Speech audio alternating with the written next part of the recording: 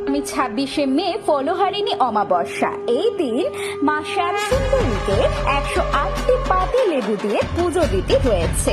সারাদিনই ভক্তদের আনাগোনা লেগেই থাকে। তবে সন্ধ্যে 7টায় অন্ধকারে হয় মায়ের মূল পুজো। এই সময় মাকে দর্শন করা অত্যন্ত ভাগ্যের বিষয়। ভক্তরা একটু মাত্র ফল নিবেদন করলে মনোবাঞ্ছনা পূর্ণ হবে। তবে শর্ত একটাই যে একটা বছর কিন্তু সেই ফলটি খেতে পারবে না। 5 রকমের ফল দিয়েও পুজো হয়। বিশ্বাস, মা এই দিন ভক্তদের সকল খারাপ কর্ম নিজের ওপরে নেন এবং তাদেরকে শুভ কর্মের ফল প্রদান করে। মায়ের গলার লেবু অনেক ভক্তরা বাড়িতে নিয়ে গিয়ে দরজার সামনে টাঙান, যাতে কোনো নেগেটিভ শক্তি বাড়িতে প্রবেশ করতে না পারে।